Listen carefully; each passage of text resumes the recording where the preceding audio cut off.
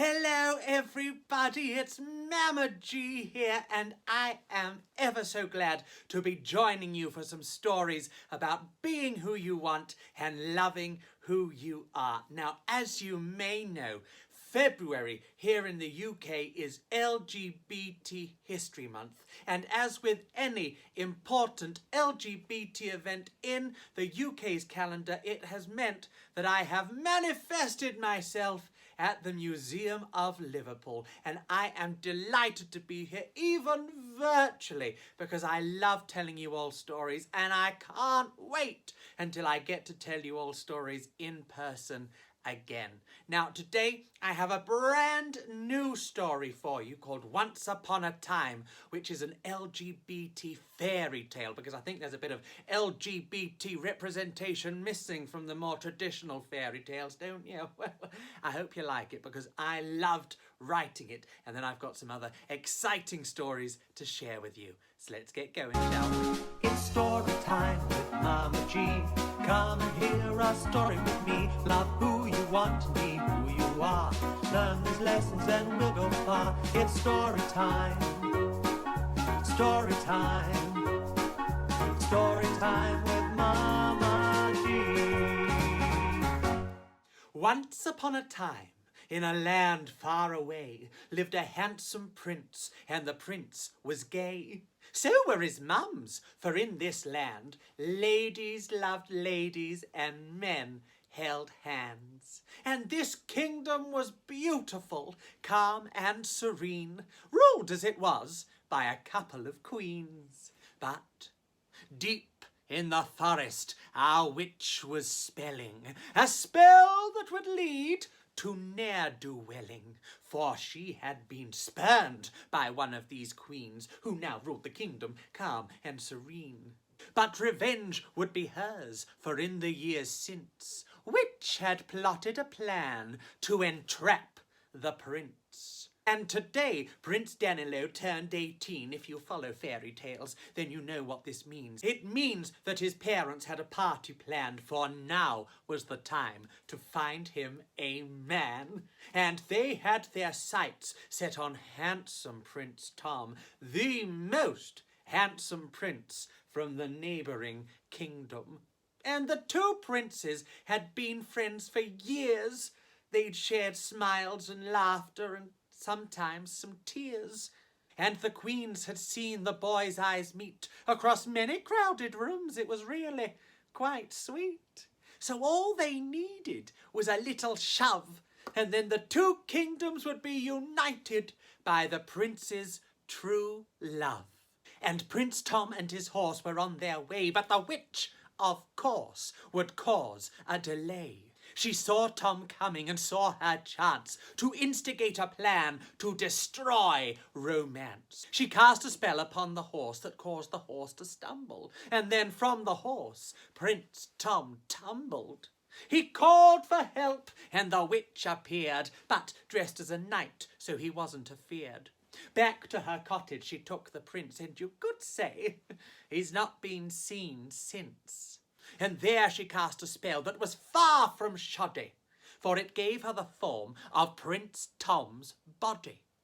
And looking like the prince, she put on his clothes. It was quite a disguise, no witch's nose. She tied him up without any hassle, then rode Prince Tom's horse to Prince Danilo's castle. "Oh, you're here," the queens said. "Don't miss your chance.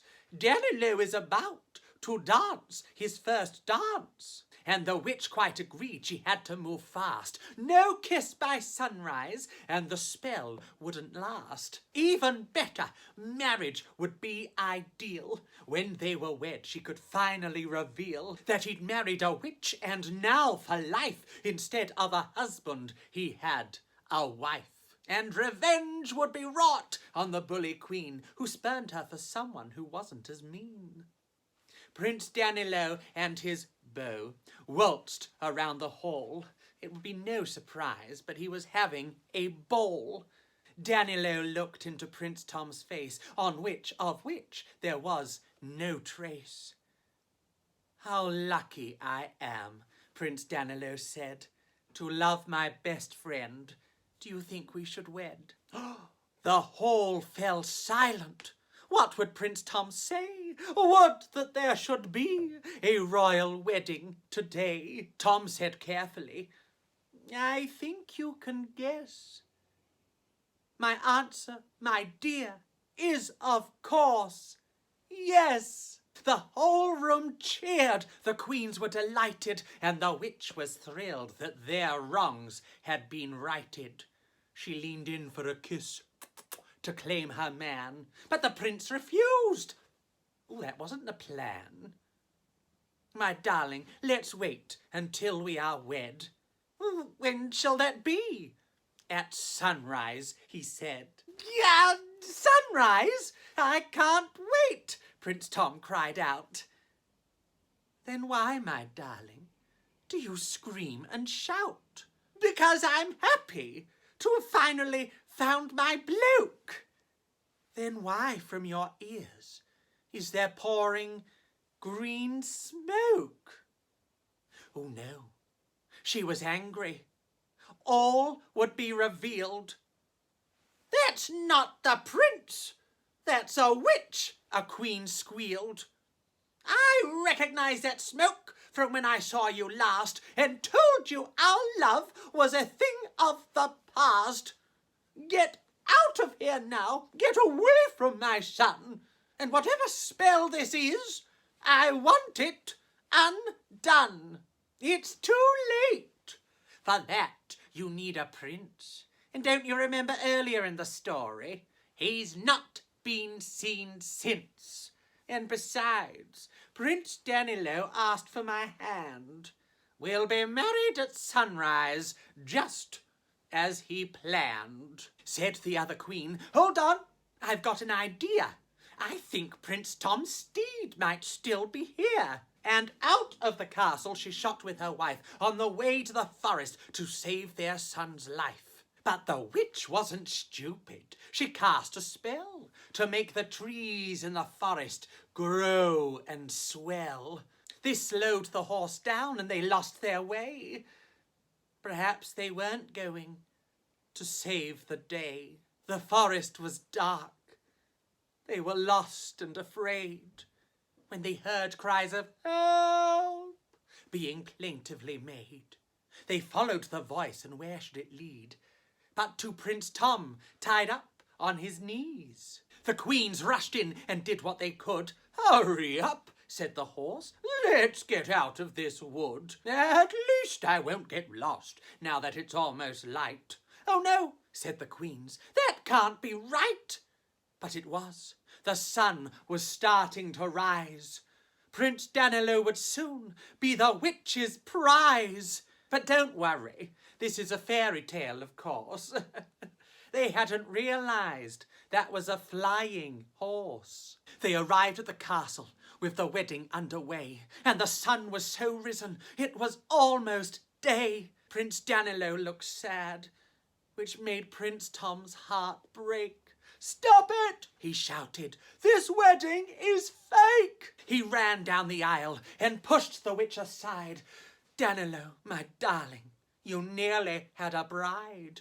And then down on one knee he got with a ring and said, will you marry me, my prince, and become my king? I will, said Prince Danilo, starting to cry. They kissed and thunder crashed in the sky. For the witch's spell was coming undone. Love, as they say, had indeed won. She didn't look like Prince Tom anymore. In fact, she was melting into the floor. Smoke filled the hall, and her screams filled the air. Some people were concerned, but then, well, fair's fair.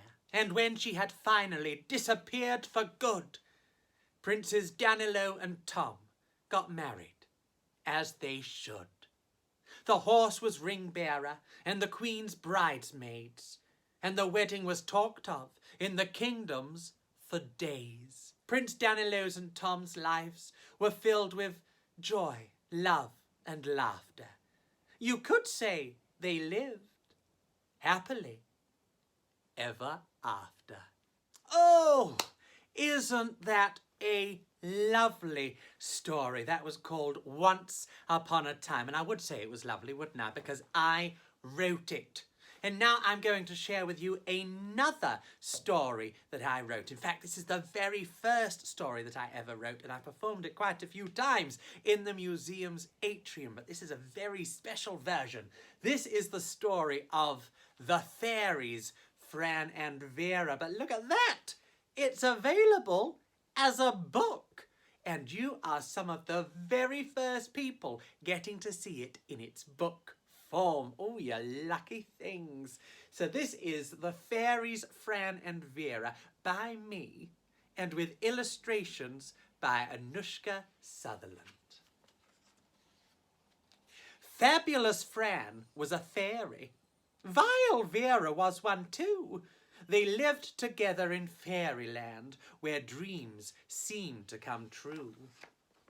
Fabulous Fran does good things. Oh, she loves to make you smile. While Vera has her wicked ways. That's why they call her vile.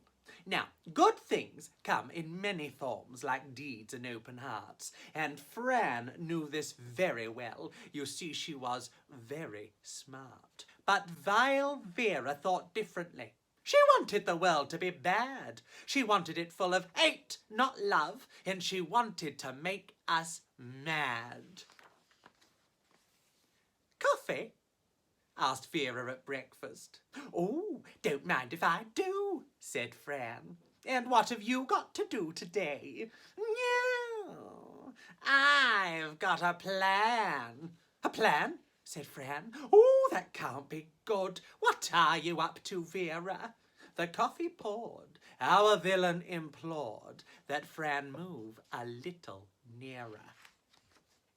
You know, silly Billy, whose address is the Fair Lawns Fairyland. He told me something the other day I was struggling to understand. He's fallen in love. Oh, what's wrong with that? Said Fran, bubbling over with joy. Here's the fact. My problem's that he's fallen in love with a boy. A boy. Oh, boy, that's wonderful. Fran had been waiting for news like this for years. But, said Vera with a tut, I'm going to make this end in tears. Everyone knows that love is for a boy and girl to share. And by the end of the day, if I have my way, of this fact Billy will be well aware. With a wave of my wand, Billy should see just what his life could be. So, Vera gave a quick curse and Billy landed face first amongst their jam and coffee. Fran screamed. Vera laughed. Billy's face was in the butter. Now to find you the perfect girl. Not words you want Vera to utter. A fanfare played, and in a glitter haze, Millie walked into their life. Oh, she's pretty, said Billy. Yes, I am, and I'd be the perfect wife. When it comes to looks, I'm by the books, Billy said. Oh, well, that can't be disputed. And what about you? You're handsome too. Millie thought she and he were well suited, but they weren't for one reason, and I bet you know why. You'd be my perfect wife, Millie, if only you were a guy. And just like that, Millie vanished away in a puff of smoke. Ooh, said Fran. Ooh, I tell you what, I can't wait to meet your bloke. But vile Vera's villainous ways continued with spells and drama until there appeared, and they were amazed, a furry, friendly llama. Have you lost your mind? Said Fran, kindly offering the llama some tea. Then through the door burst Lily. Don't worry, she's with me. I'm a llama farmer, but this one escaped. Oof, she's got a mind of her own. Mind you, so have I, they say. That's why I live alone. Then, to the llama's alarm, it was in Lily's arms and being taken out of the house. Lily made the llama look so light, you thought the llama might have been a mouse. Third time lucky, cried Vera, as Fran saw one of her worst fears. While Vera was getting so angry, steam was coming out her ears. Her face went red, her blood was boiling, and then before they knew it, bang! She flew into 1,000 pieces. Oh, look, said Fran. She blew it. The pieces fell back into place, and this they thought was strange. Instead of seeing Vera's face, they saw her rearranged. What the what? Billy exclaimed, and Fran did much the same. Are you all right, Vera, dear? If indeed Vera's still your name. Oh, of course it's not. I'm now called Dot. Do you think you'd get along with me? Well, said Billy. Well, I have always thought. I could be a friend of Dorothy's. Dot looked at Fran askance, and frankly Billy wondered why. Is that all I am to him? She said. A friend? I may just cry. Fran got a hanky and dabbed Dot's eyes and said, oh gosh, oh you are very smart, but not enough to know why you've not got Billy's heart. And Dot howled, and Dot wailed, until her tears became a river. And then she washed herself away, and all that was left was Vera. Enough's enough, said Fran. Oh, I have to intervene. Forcing someone to be something they're not is very, very mean. Billy is a good boy. Oh, and he loves a good boy too. And honestly, Vera, who someone loves isn't up to you. Oh, yes, it is, said Vera, shooting her wand at Fran. Oh, no, it's not, said Fran, shooting her wand right back. Is, isn't, is, isn't. They were both under attack. Billy stood there, eyes agog, and gobbed down to the floor. Sparks were flying around the room. Who knew what was in store? Then there was a crash, and then a flash, and then a silence fell. Between them, the fairies had magicked a man that Billy knew quite well. The man was holding a library's worth of books. To Fran, that was clever and strong. Well, Vera just said, oh, he's pretty. And she pretty well wasn't wrong. Billy's eyes were wider than ever, and his smile was from ear to ear. Sam, my love. Oh, it's good to see you. I'm really glad you're here. The boys hugged, held hands, and beamed with pride. And for the first time, Vera got it. Love should never have to hide, and no one has the right to stop it. Well, I suppose that's one more at the table for tea, said Fran, fabulously. The end. Oh, well, I know you might have heard that story before, but I really hope you enjoyed this new version with these gorgeous illustrations by Anushka Sutherland. Now, if you really liked the book, then you can go to Amazon and you can buy a lovely paperback copy, or you can even download it for your Kindle. So just search for The Fairies, Fran and Vera. Okay, now I have time to share one more story with you, and I thought I would share one of my favourite creations, and that is Eunice the Horse. Eunice the Horse? Well, that's a silly sounding name for a horse, isn't it? I mean, it hardly canters off the tongue like Bugs Bunny or Mickey Mouse or Ryan Reynolds or if we could just take a moment's appreciation of Ryan Reynolds. But Eunice the Horse? Oh, come on, what a silly sounding name. And Eunice thought so too. You see, Eunice knew she wasn't a horse. She looked like a horse. And on the Happy Hill farm, she lived in a field full of other horses. Oh, and I should tell you that the Happy Hill farm was run by a very famous farmer. I mean, probably the most famous farmer of them all. In fact, he's so famous that he's got a song all about him. Can you guess who it is? Oh, that's right. It's old Macdonald. Yes.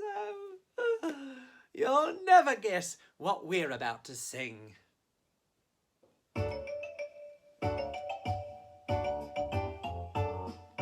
Old Macdonald had a farm, E-I-E-I-O. And on that farm he had a horse, E-I-E-I-O. With a neigh-neigh here and a neigh-neigh there, here a neigh, there a neigh, everywhere a neigh-neigh. Old Macdonald had a farm, E-I-E-I-O. But the only problem was that Eunice knew she wasn't a horse. Eunice used to watch the other horses jumping over fences and she thought, oh no, I'm not going to jump. I'd much rather fly. And Eunice used to watch the other horses trotting around the field and she thought, oh no, I'm not going to trot. They kick up dust and I'd much rather kick up magic. And everywhere that Eunice stepped in her field, she saw horse poop. And she thought, oh no, I'm not going to poop. Not until I can poop glitter. You see, Eunice knew she wasn't a horse, but the problem is that Eunice didn't know what she was supposed to be. And this made Eunice very, very sad.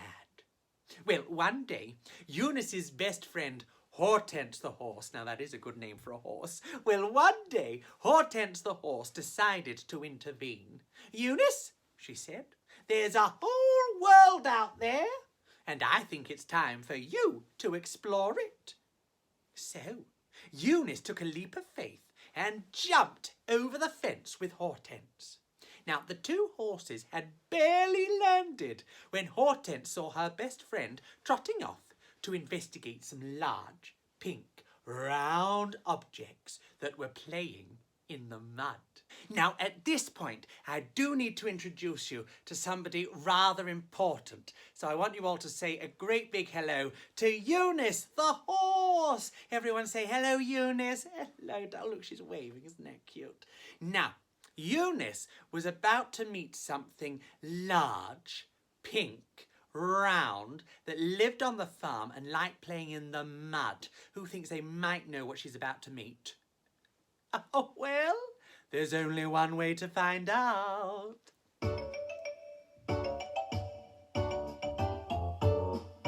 Old Macdonald had a farm, E-I-E-I-O. And on that farm he had a pig, E-I-E-I-O. With a oink oink here and a oink oink there, here a oink, there a oink, everywhere a oink oink. Old Macdonald had a farm, E-I-E-I-O. So the two horses went into the pigsty and did what pigs do. They rolled around in the mud, they oinked and grunted, and they ate everything that was thrown at them. Well, eventually Eunice realised that being muddy all the time really wasn't for her. You see, Eunice knew she wasn't a horse, but now she knew she wasn't a pig either.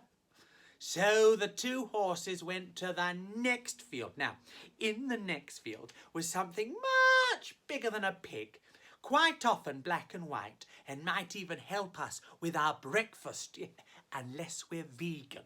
So who thinks they might know what that is? Oh, well, there's only one way to find out.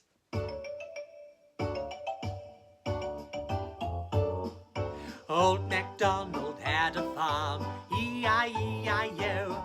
And on that farm he had a cow, E-I-E-I-O. With a moo-moo here and a moo-moo there, here a moo, there a moo, everywhere a moo-moo. Old Macdonald had a farm, E-I-E-I-O. So the two horses went into the cow's field and did what cows do. They sat down when they thought it was going to rain. They ate all the grass and they farted.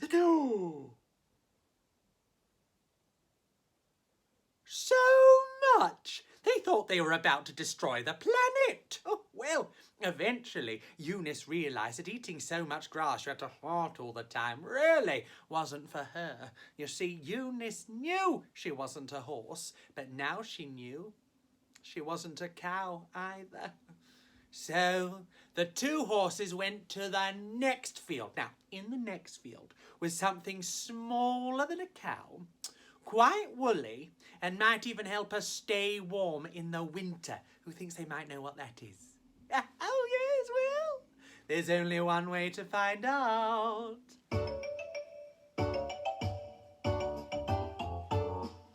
Old Macdonald had a farm, E-I-E-I-O, and on that farm he had a sheep, E-I-E-I-O, with a ba-ba here and a ba-ba there, here a ba, there a ba, everywhere a ba-ba. Old Macdonald had a farm, E-I-E-I-O. So the two horses went into the sheep's field and did what sheep do. They got herded into another field by a dog.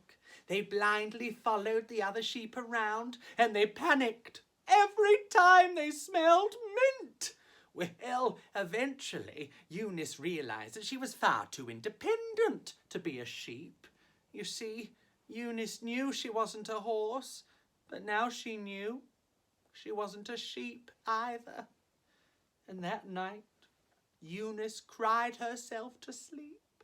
But that night, the sky was full of millions of stars, and that night the northern star shone the brightest and cast a magical spell over Eunice and her friends. That night, Eunice's life changed forever. When she woke up, she felt different. She knew what she was supposed to be. She tried to wake up Hortense.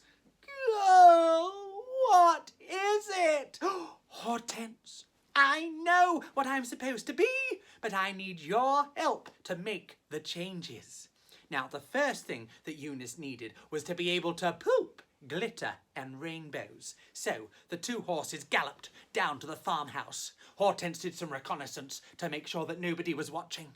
And when she got the all clear, Eunice kicked down the front door and ransacked the house until she found the arts and crafts supplies.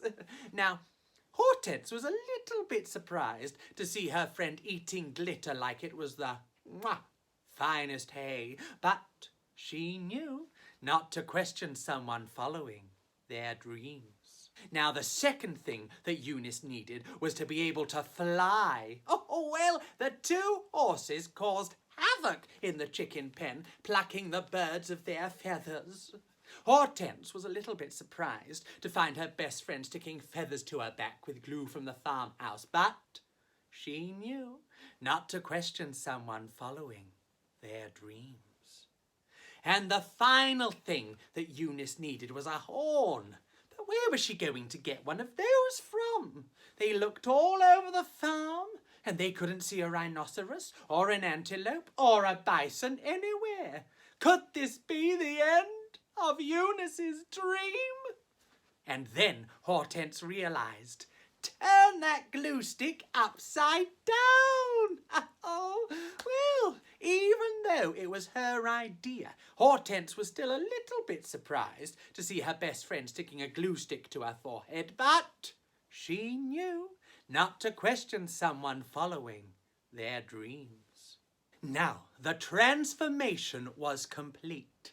Who thinks they might know what Eunice has transformed into?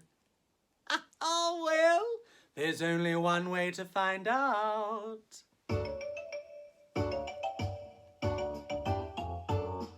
Old Macdonald had a farm, E-I-E-I-O, and on that farm he had a unicorn, E-I-E-I-O, with a wow-wow here and a wow-wow there, here a wow, there a wow, everywhere a wow-wow. Old Macdonald had a farm, E-I-E-I-O.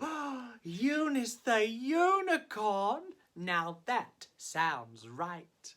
Eunice the unicorn flew around the farm. The pigs oinked, the cows mooed, the sheep baaed, and the chickens, well, the chickens were proud to have helped someone become fabulous. and proud to have helped someone become who they were supposed to be. You see, Eunice knew she wasn't a horse because Eunice was a unicorn. And from that day, Eunice the unicorn never looked back. well, apart from when she farted glitter. But that's always worth looking back at. Everyone say goodbye, Eunice.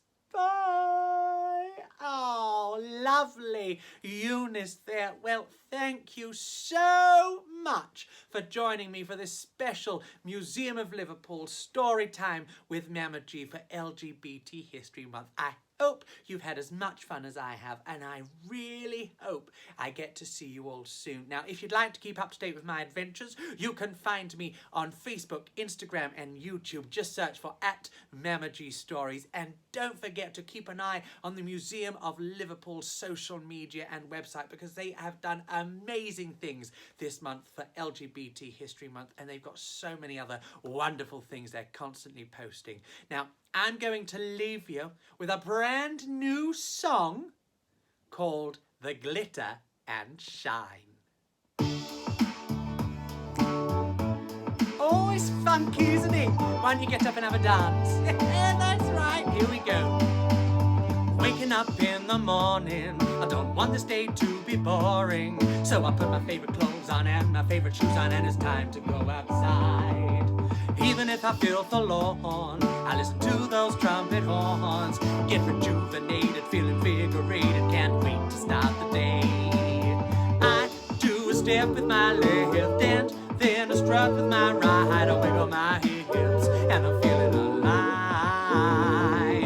I just wave to the right and then back to the left. I'm doing the glitter and shine. Come with Mama G and I'll make you feel oh so fine. Walking down the street, doing the glitter and shine. Doing the glitter and shine. Doing the glitter and shine. We're doing the glitter and shine. If I've had a bad day at school, or someone's made me feel like a fool, I tell myself I'm great, and then I grab my mates, and then I feel oh so fine. Don't keep your troubles to yourself, share your worries with someone else. Then a weight will be lifted, negativity shifted, and I do the glitter and shine. I do a strip with my left hand, then strut with my right. I wiggle my hips, and I'm feeling alive. I just wave to the right, and then back to the left. I'm doing the glitter and shine. Come with Mama G, and I'll make you feel oh so fine. Walking down the street, doing the glitter and shine. Doing the glitter and shine. Doing the glitter and shine. We're doing the glitter and shine. I'm feeling fine, doing the glitter and shine. Feeling sublime, doing the glitter and shine. I'm standing in the bus line, doing the glitter and shine. Listen to the bass line, doing the glitter and shine. Pretending to be canine, doing the glitter and shine. I heard it through the grapevine, doing the glitter and shine. It's hard to define, doing the glitter and shine. It's a negativity gold mine, doing the glitter and shine. I do a step with my left and then strut with my right. I wiggle my hips and I'm feeling alive. I just wave to the right and then back to the left. I'm doing the glitter and shine. Come with Mama G and I'll make you feel oh so fine. Walking down the street, doing the glitter and shine. Doing the glitter and shine. Doing the glitter and shine. We're doing the glitter and shine. Doing the glitter and shine. Doing the glitter and shine. We're doing the glitter and shine. Doing the glitter and shine. Doing the glitter and shine. We're doing the glitter and shine. the glitter and shine, doing the glitter and shine. We're doing the glitter and shine. Doing the glitter and shine, doing the glitter and shine. We're doing the glitter and shine. Doing the glitter and shine, doing the glitter and shine. We're doing the glitter and shine. It's story time with Mama G. Come and hear a story with me. Love who you want to be, who you are. Learn these lessons and we'll go far. It's story time. Story time. Story time with Mama